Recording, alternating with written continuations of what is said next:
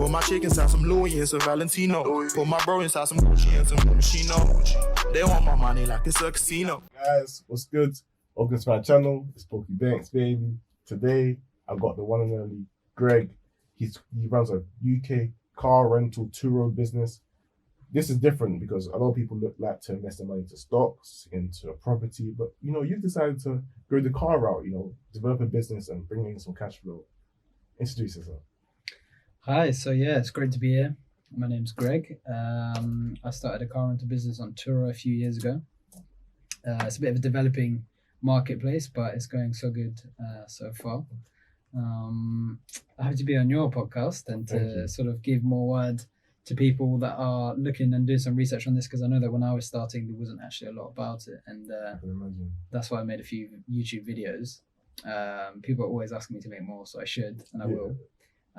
But yeah, it's good. This is our first step. Yeah, no, that's why I actually found you. My friend, shout out to AP, he's getting into car rentals and he was looking through YouTube and he found your videos. And then I like to just be clued up on everything. Like I like to just, even though I'm not going to get into car rentals anytime soon, I like to just know like, oh, how does it work, Yeah. And I was watching some of your videos, and then I've been actually watched one of your videos to change my grille on my 4 Series. I see. You did it on the X5, but I think for BMW it's all the same. So I literally did that. I used it, and I think I kind of a little bit nice. No, on that generation of BMW, they're all the same. And funnily enough, on the newer generation of BMWs, they made it easier to change. I don't understand why. I thought they'd make it harder because they want you to buy it from factory. Yeah.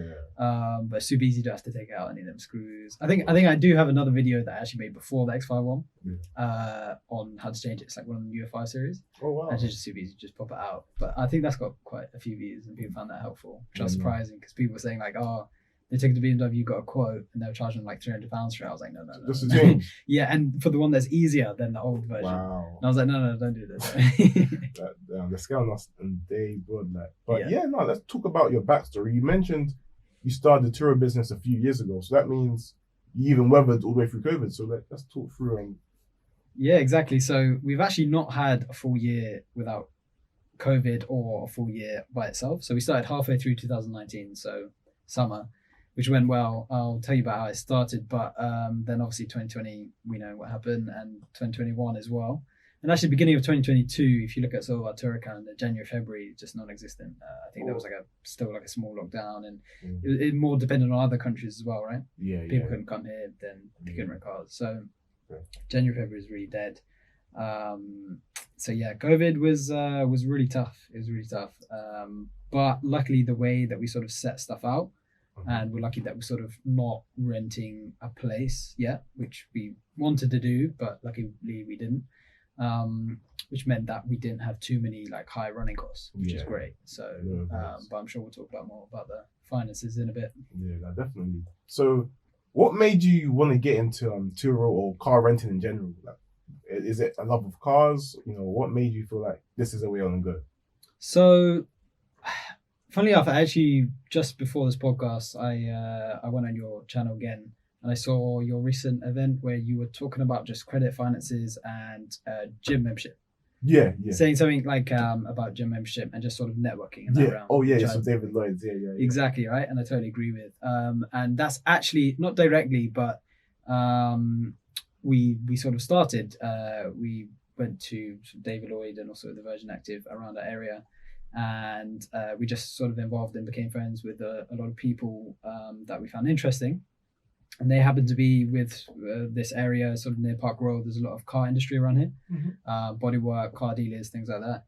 And so we just sort of like dived into it straight away because everyone we knew was doing something about it. Oh, wow. And so we were interested in cars. And so when I decided and had the idea of doing the car rental thing, it was more based on the fact that I'd seen Turo and then decided to go with Turo rather than, I had an idea of starting a car rental business and then I looked up how to do it and then thought, okay, Turo is the best way. Yeah. It was Turo sort of popped up to me first and I was like, okay, that seems like a good idea. And I did loads of research on it and stuff like that. And there was just hardly anything on it. And by that time, it'd been around quite a long time in America.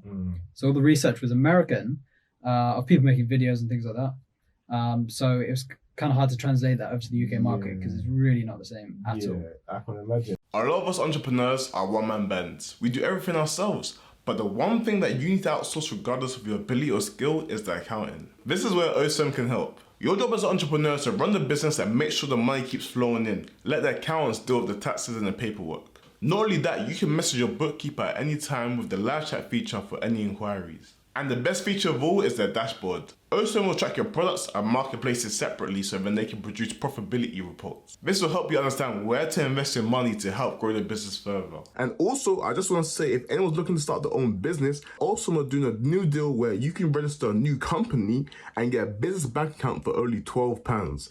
Make sure to check out the new offer, link in the description. Let's get it. For more deals, check the link in the description below. Now let's get on with the video. I've known about Turo as well for years, but I feel like he hasn't caught up to Airbnb in terms of the translation from the US to the UK. So for you to actually have to go do that for American videos and then convey or translate, because they have different insurance policies or all sorts, just conveying that, and also the market as well, just kind of translating that to the UK market and thinking, will people in London really rent this? Yeah, I can imagine a lot of trial and error had to be in place. Yeah, 100%. Like it's the UK market is just totally different. So if we start on that, like for example, insurance on the car, like in America, don't quote me on this, but it's something the way car insurance works is totally different. You can get, I think, insurance for the car, and then a certain amount of people can drive it or something like that. I'm sure there's some restrictions on age and things like that, but anyone can really drive it, and you're insuring the vehicle. As long as the vehicle's insured, is insured for whatever accident it gets into. I'm not sure if that's slightly different now, but yeah, in the UK, as we know, it's for the person, and then the person to be on the car, and then someone else can have a completely different insurance policy for them on the same car.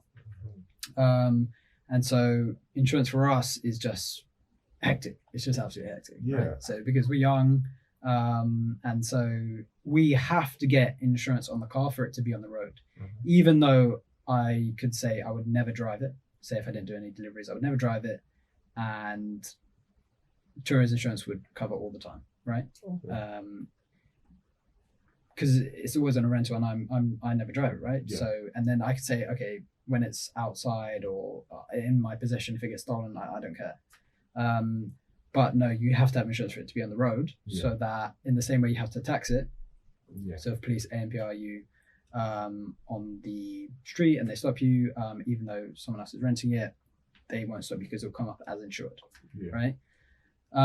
So yeah, that's one thing. Finance is totally different. Like if any of you sort of look over on the US marketplace, you'll see a totally different bunch of cars. Yeah, like I've seen i8s, Corvettes, everything. Like that. Yeah, they go crazy. Yeah, they go crazy. Because you can, again, like sort of leasing over there is different. Okay. You can lease the car, and the lease company will know about it and be fine with it. Whereas here, I haven't found one lease company that is okay with it, right? Okay, it being a rental. Yeah. You can't get any car finance or any lease if they know that it's being car shared, right?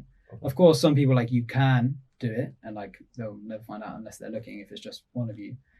But then if you expand, you know, they're going to be looking at you, and you can only have so many car finances to your own name, because you obviously can't have it to a business name, because they're going to be like, why do you have it in a business name?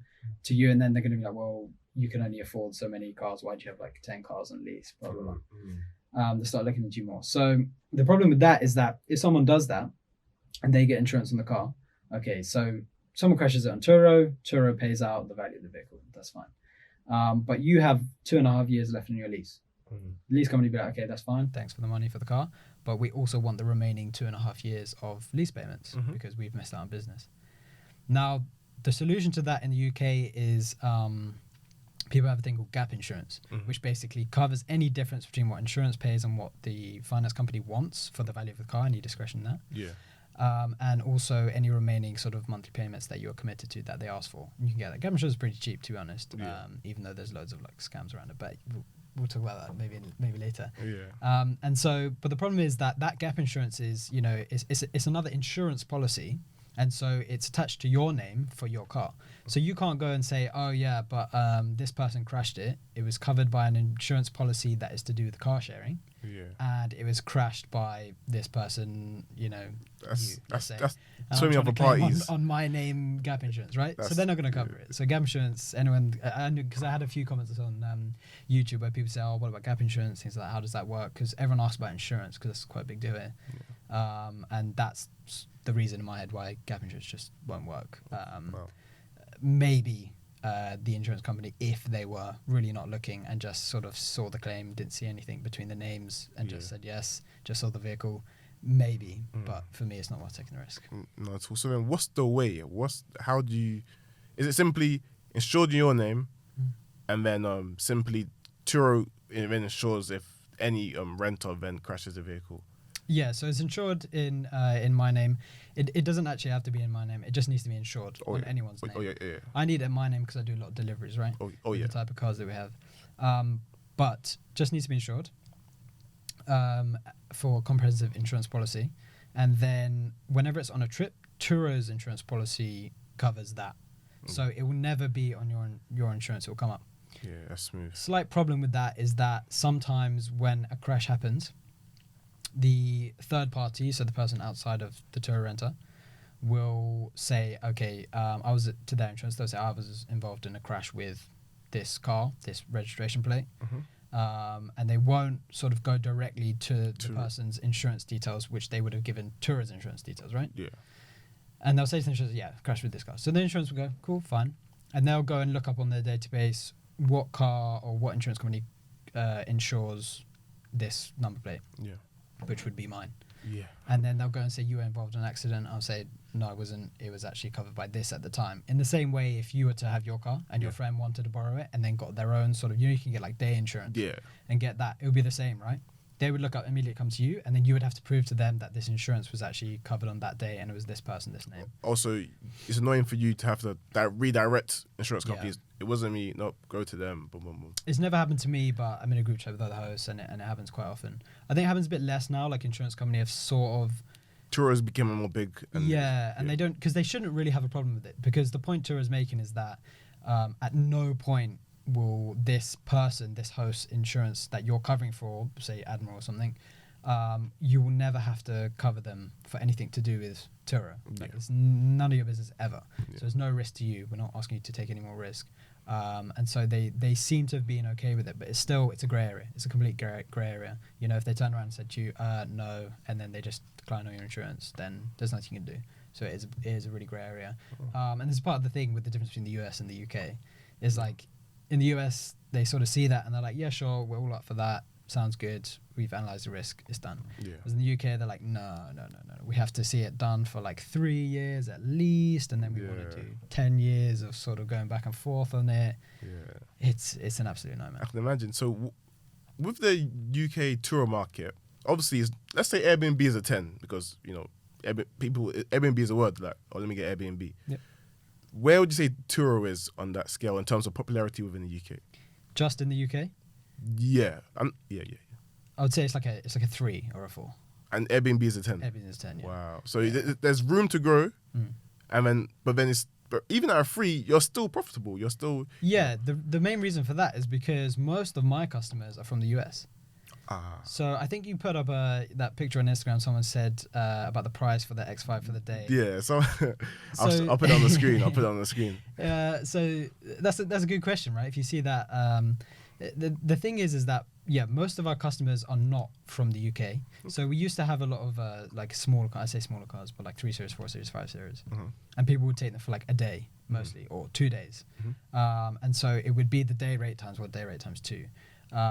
And we sort of transitioned away from that and more to not longer, but in terms of sort of day car hire rental terms, longer periods, which is like 5, 7, 2 weeks, you know, which is just much better. So with that, the day rate is super high, but I have a 3-day discount that is quite big and a 7-day discount that is really big. And it makes sense. And it brings it down for people because I would much rather have people that are there for 5 to 7 days, not just for the money, but also for the type of customer. Okay, clientele, The people that from the US, they're so much better. Yeah, I can imagine. They know what Turo is because they're used to it, and no quibbles. I guess they're used to driving everywhere in the US anyway. So when they come to the UK, you know, you can then deliver it to the airport boom, and then Yeah. they're on it. They don't know exactly how it works, and they're all up for it, even if they've never used Turo before. I don't know how to describe it. They just seem more accustomed to being able to adapt to something like that, and just to quickly be like, oh, there's these car rental companies, or there's Turo. Yeah, let's try Turo. Because I feel like when I talk about it to people in the UK, they'd be like, oh, that sounds a bit new, a bit risky. Oh, what if this happens, what if that happens? Which is fair enough. But just generally the US people, they're great, no problem. Like all they want is reliability, to be on time, good quality car, and for you to just be nice, have a clean car as well. Yeah, simple. That's the 3, 4, 5 things that I smash, and why we get loads of US customers. So the other thing about the price of the day is that most of our business is in summer, because that's when they mostly come. Summer and Christmas, and maybe like Easter holidays or something. Yeah. When they come, it'll be people that from the UK that have moved to the US, or they have family here, or they're just coming on vacation. Okay. And they're coming. So our sort of May, June, July, August, and November, December, bit of April, supply that whole year. It's a very seasonal business. So our prices are much lower in like October, or January, February, March. Yeah. And again, it's not that per day rate. It's like there's a lot of money off if you have 3+ days. I also have like a 2-day minimum. I just don't want people that come for like a day. Yeah, I can imagine. When I used to do the Airbnb business, having people over for a day, having to do changeovers, it's just not worth it. 2 days at least, and then the 7 days or the 2 weeks are the best customers. Yeah. You'd take so much less money, right? Because you're like, even at that price point, you're still getting so much more than what I call like the long let price. Whereas when you let someone for like 3 years your property. And that's sort of the basis price of when you get a buy to let, what they'll base, how much money to give you, etc. Things like that. They'll say, okay, this house is worth £1,000 a month, let's say, in rental. So we'll do the calculations of that. You're still getting way more than that price, right? At 2 weeks, someone's paying like 2,000. It's still, if you do that over the month, still 4,000. Yeah, it's still way more than that. But you can really slash your day rate compared to whatever it would be. Yeah, because it's just so much easier. Because we do a couple of Airbnbs as well, and it's definitely the same. Yeah, definitely. No, that's really good. So where do you see Turo like in the next few years? Do you feel like it's just bound to grow regardless? I think so. Yeah. Like again, most of the people that we have have never used Turo before. Oh wow. And so they have like no reviews. Whereas on Airbnb, I'm much more. If someone doesn't have reviews, I'm kind of. More refrained. I don't know. I'm looking at like, well, why don't they have reviews? Like everyone has at least one review on Airbnb, right? Yeah. Especially if they've been joined for a while. It says like, oh, Airbnb joined since 2017. Like, why don't you have a review? On Turo, honestly, most people don't have reviews. So I take people. And again, doing things like setting the 2-day minimum and the price and things like that. And also the type of car as well. I'm sure you're gonna ask about like which cars and things like that. So we'll talk about that. Yeah. But the biggest factor to what customers you get is what car you have on there. Okay, so obviously, let's move on to cars. First of all, what's your favorite type of car? In the world or what I have? Both. Okay, so my favorite out of what I have, probably the one I've ever had is actually the same as your car. 4 Series. 4 Series. Yeah. We had like a 430i, which is same 2-litre engine petrol as the 20i, but a bit more horsepower, but still not 3 litres. So insurance was not as bad. Yeah. Really nice and fast because it's so light. It's a really nice couple's car. Still 2 seats in the back and quite a spacious boot, but just a really nice car. Super nice to drive, right? Super nice. Motorway on normal roads, even over bumps. It's not harsh like a sports car or anything like that. Yeah. It's fantastic. It's perfect. The SUVs we have now are great, and they're really. I like driving SUVs. I can see the whole thing about why so many people have SUVs, especially in London, when obviously no one takes their Range Rover off road. Okay. But I don't know. There's just something about, especially with the BMWs, the right? coupes, the coupes. You know the way BMWs drive, and so. Yeah, I just love the feel. I had the option between. I was even gonna get a C coupe or the 4 Series, and. Yes, the C Coupe was nice, the interior, like that's where Mercedes like killed it. But then, firstly, the feel of the BMW, like the handling, the speed, and also just the price point as well. It just all made way more sense for me, like the 4 Series, and it's a little bit different. I feel like in my generation, a lot of people go for the Mercedes. I want to be a little bit different. And, do you know what? I'm going to disagree with you on the interior. I actually don't like Mercedes interior at all. Because the quality is really poor. Like loads of people are going to be really offended by this, the Mercedes fanboys. But I'm not saying BMW is the best, but just BMW, 100%. They're always like a few years behind in terms of the look of the interior. Mercedes looks newer, sort of like some spaceship or something. I think two things. One, I think it's a bit overdone. It's a bit too flashy because that only works. All those shiny plastics and things like that only work if the quality of the build is really good. Like it works in a Rolls Royce or something like that, or a Bentley. Everything's really nice, hardwood, built to perfection. But Mercedes, it all creaks. That's true. So like you press things like, and you're like, oh man, like what the hell? Like you pay so much money for this, and it doesn't creak.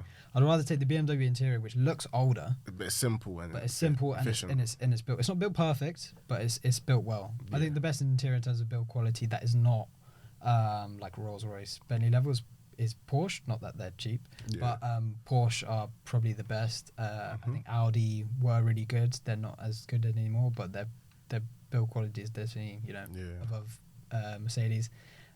So in terms of that, I'm all for the BMW over the Mercedes. But I think with Mercedes, the cars I do like is the S-Class Coupe, because BMW don't have a version of that.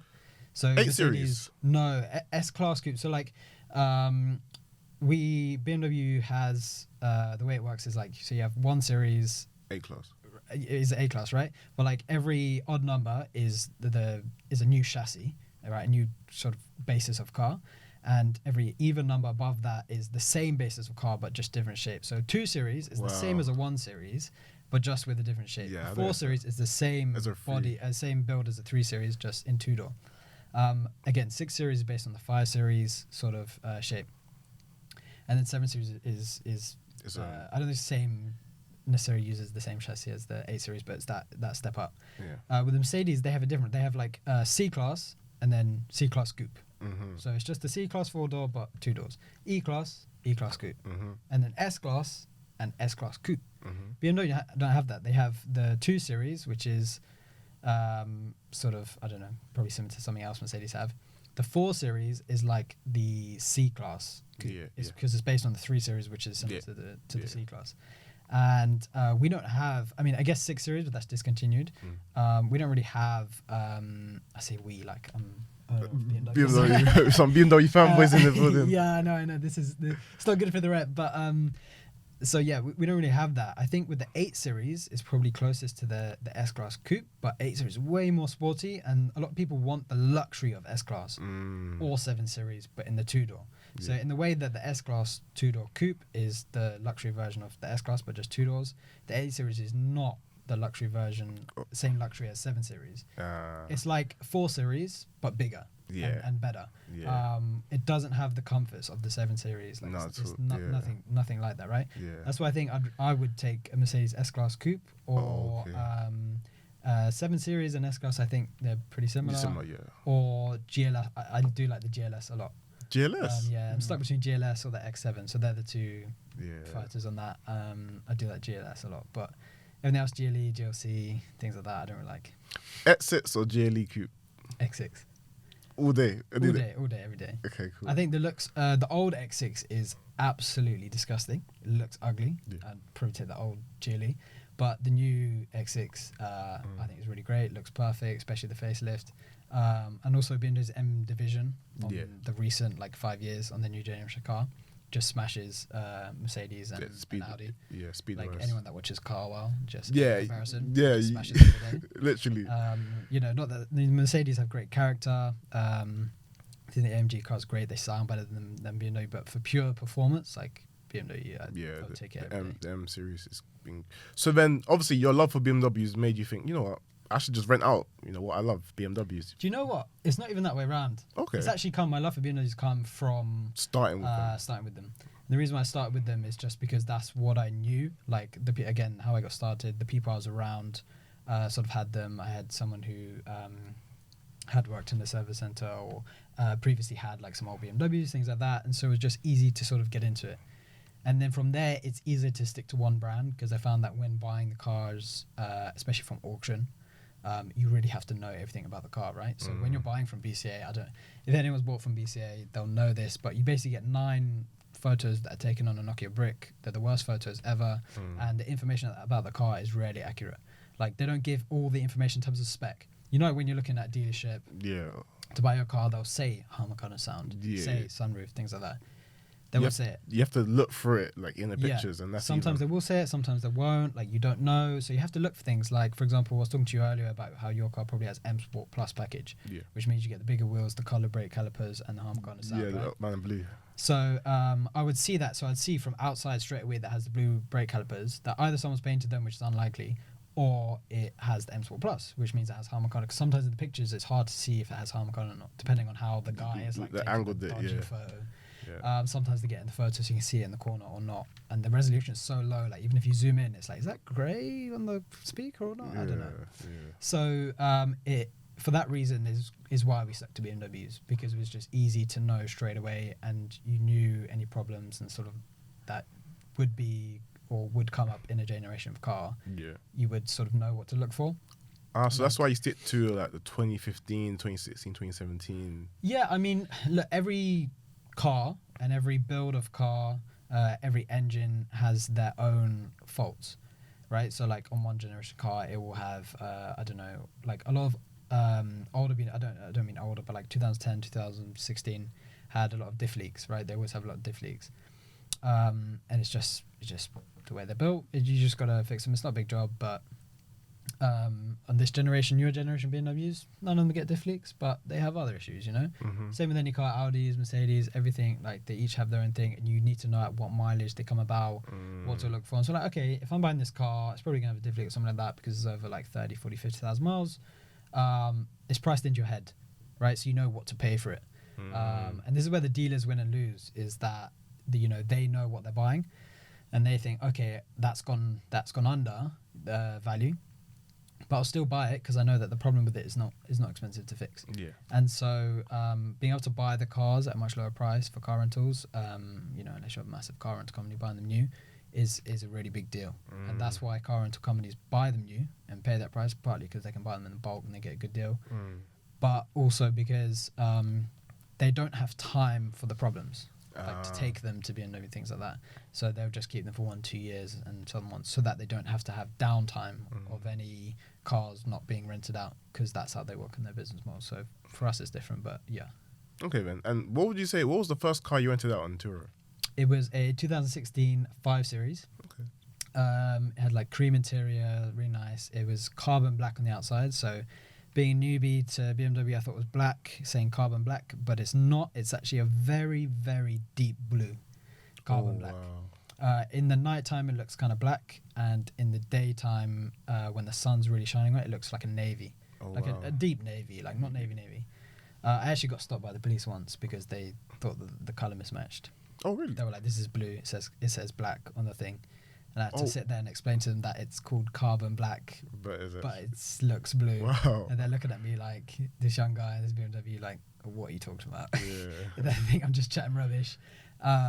So that was, but I got it in carbon black. It was nice. Everyone loved it. As soon as I put it up, it got rented quite a lot. And so from there, I think I talked about our first couple cars quite a lot in that YouTube video, which you might have watched. It might be how you found me. Yeah, I think I have. One of the beginning YouTube videos while I was just driving, I talked about how we started, and I think it has quite a few views, well, for me anyway, but a lot of people commented on that and found that, and then that's sort of how they found and asked more questions about Turo. But yeah, so it was more about how, so my brother then needed a car, he was going to buy a car anyway, and we said, okay, let's buy a car that could rent out some of the time anyway when you're not using it. And so, because that's really how Turo started, right? Yeah. And how Airbnb started. Yeah, it's just sharing your car in the spare time. And now Exactly. full-blown businesses are built off the back of it. Exactly. And the same as Airbnb, like that will always be like that. Airbnb, some people are still on there with their spare room in their house, having it out, or their holiday home where they're not using it. And some people buy the house just to put an Airbnb, buy the apartment just to put an Airbnb. Same as Turo, like there's people not going to go anywhere because that's what it's built on. And it's so easy. It's a car sharing marketplace. But yeah, there's then people like me come along and build businesses on it. That makes sense. And then from there, so I'm guessing you're renting out on your off days or whatnot, and you're seeing, wait a minute, this is actually bringing in some cash. Yeah, like at that time, I was actually still at uni. Okay, And wait, so- my bad. How old are you? How do you think I am? 23. 24. Close. Yeah, so that's how I sort of started. I was still in uni, so it was kind of like I was like, okay, I'll try this for this year, and then like maybe like one more year after uni to see how it goes, and then I'll go and find a job, whatever. Carry on with my original plan. Coming a little bit off car rentals, your mindset. So would you say you grew up entrepreneurial? Did you have any other hustles? You don't have to go too deep into them, but like, you know, was you looking at uni as like, cool, let me just do uni now, get a job after uni and maybe do this as a side hustle? Or was you thinking, wait a minute, I can go full time in this? Like, what was your mindset at? Honestly, there's, as with most like entrepreneurial startups, there's not really too much of a plan that follows. Yeah. There was no business plan really, and there was no like, it's going to go like this, and this. And even if I did think it was going to go like anyway, it's gone completely different, right? Okay. It always does. But to answer the first question, yeah, like I think if anyone that knows me from when I'm younger, I used to like, for example, one thing I used to like sell Kit Kats in school. Same. Yeah, my school was really strict though, right? Yeah. And so I got excluded twice Wow. for selling Kit Kats because they told me not to, but then I couldn't resist doing that. And then I moved up to like some watches that I found on. This was the days before, like drop shipping. Yeah. This was like before or when that was getting really started up. So no one really knew about. No one knew about Alibaba. Before the term. Exactly, came right? into it. And people didn't really know about those Chinese websites like Alibaba, where you basically buy the product and the person selling it owns like a factory. Yeah. And then you contact them and ask them to customize it, whatever, and make it, design your own watch basically, which is what I did. Brought them over here.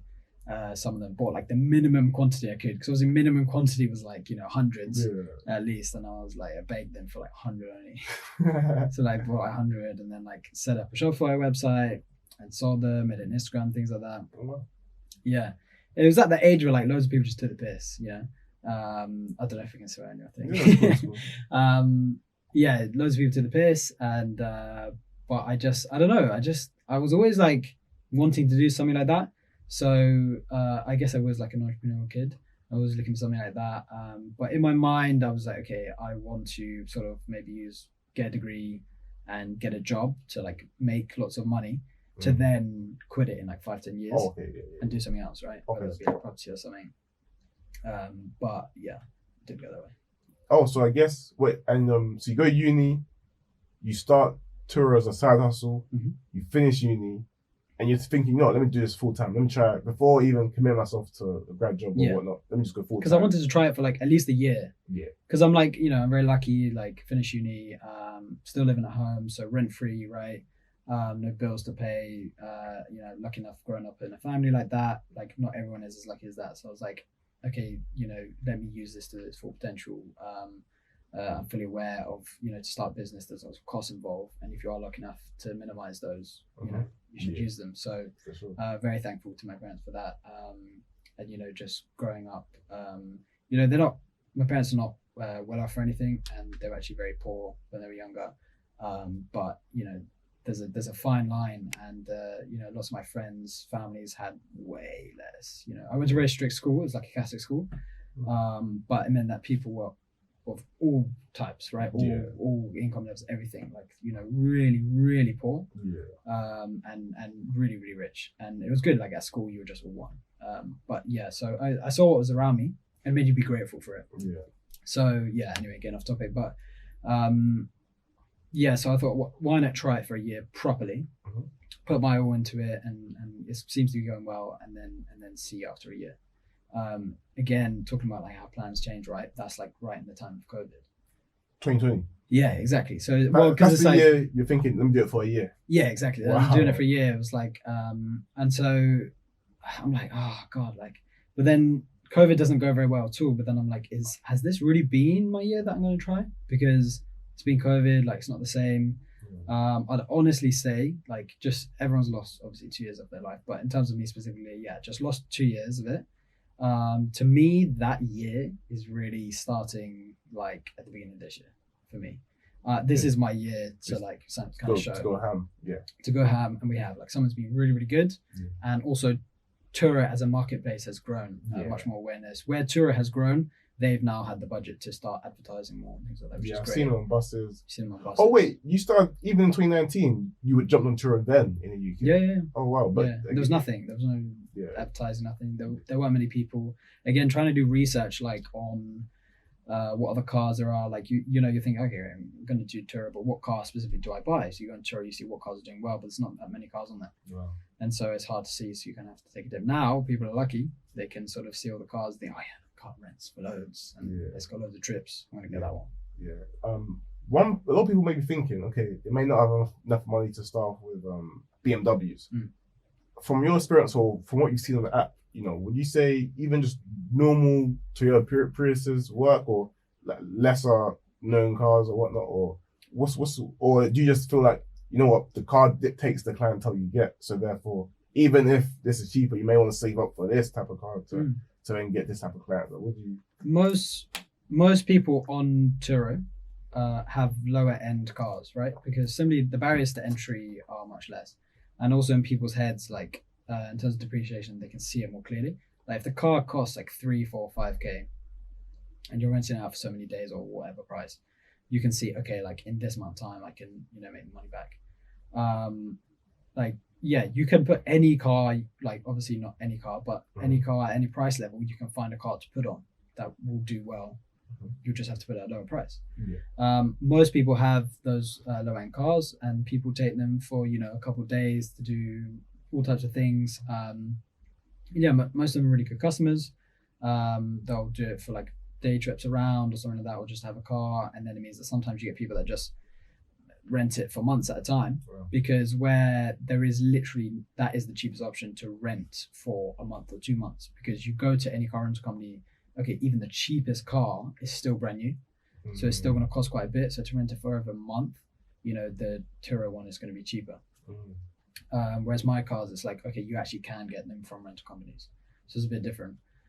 You can put anything you want in there, because the problem with finance is that what we're talking about in the beginning about leasing and things like that is that really it has to be your own money. So either you have loads of cash saved up, or you go and get a personal loan and use that to buy it. And then with the personal loan, you're limited to what you can buy. You can't go and buy £100,000 car or £100,000 worth of cars. Like the limit for personal loans is really around 50k. You've got to say it's for home improvement, buying a car or something like that, right? It's an unsecured loan, so the bank simply is not going to give you that much. Did you say that it's for a car rental business, or you just said, I'm buying a car? Simple as. Instead of buying a car. Simple as. Cool. Yeah. I mean, because it was, right? It was like, at that point in time, when I very first started, I got the loan and I was like, I am buying a car. Yeah. And I was kind of like, I bought the car thinking that was part of my decision. I was like, okay, if this doesn't go well, am I happy paying this loan for this car? Okay. Or it doesn't rent as good as am I happy? Would I be able to sell it in a year? Stuff like that all came through my head. So it wasn't really too far from the truth. Okay, no, that's very true. Okay, and then so for those that want to get started, I guess it depends on where you want to start with. If you want to start with your 4 or 5k cars, but would you say? And I remember you mentioned this in the video. You need to get paid straight away. You can't buy a car outright and then have to wait 6 months or a year just to make back the money. You're kind of making back your income in a sense. Whereas when you're financing, it's like, cool, you can make profit per month. That's true, yeah. So like where a lot of people have financed cars that are their own cars and they've had before they've even thought about Turo, and they will put it up for a couple of days of the week, right? That whole car sharing idea. Like, okay, you use it during the week for work and on the weekends you never use it. So why not rent it out for? And in their minds, they just want to make back, if they make back 50, 100 quid off their 300, 400, 500, 600 pound a month lease, that's just money off their lease. They haven't lost anything. Yeah, right. Like they're like, yeah, I'll still probably be under the mileage anyway. So sometimes it's a bit annoying because people like that come on and they have really low price for really good cars because it doesn't really affect them. But then the problem comes when their car starts getting really popular, they start going over the mileage, or it is their car that they bought outright. They don't understand the depreciation levels of the car because they just bought for personal use thinking, I'm going to drive this many miles per year, blah, blah, blah. That's how much it's going to be worth. And like depreciation affects cars really differently. Like for example, SUVs generally don't have super high mileage. Lots of people use them for either off-road rally or for families, and to just go around. So they don't do that much high mileage. So to have an SUV that's really high mileage depreciates it quite a lot because there's not many of them. Whereas say a Saloon 5 Series lots of people use that to just drive up and down the motorway. Yeah. So having a high mileage one is not too bad. Okay. Lots of people look at that, they know that it works. You know, So certain cool. engines work up until really high mileage. But yeah, so when buying a car outright, you have to look at it differently. You have to really do the numbers, because it's not just going to be, oh yeah, I'm making some money back off my monthly payment and I'm good. You've bought the car, and you know, most businesses fail not because they're not profitable, but because of cash flow issues. So you may think, oh yeah, but this loan costs me, you know, £300 a month, and insurance is this, and I'll easily make, you know, this much off the car per month. It's profitable.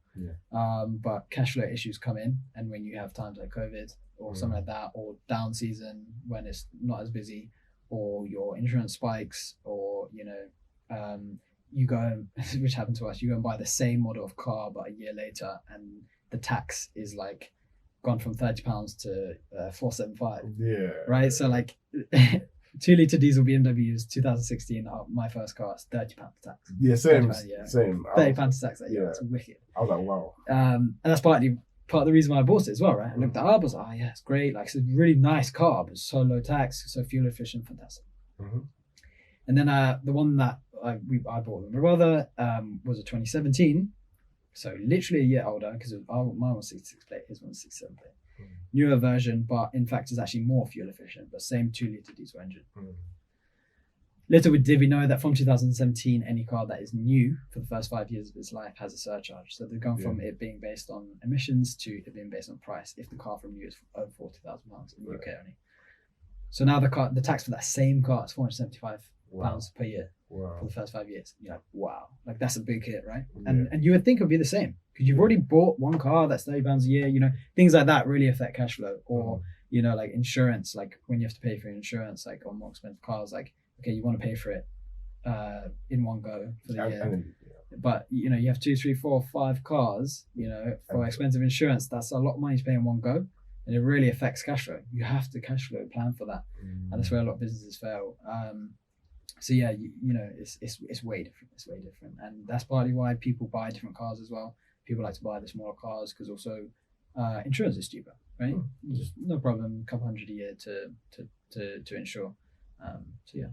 Man, that's really, really smooth and really insightful. So yeah, for those watching, yeah, just look into managing your cash flow. Like you said, that's one of the main reasons why business fail. No, definitely. That's really, really good.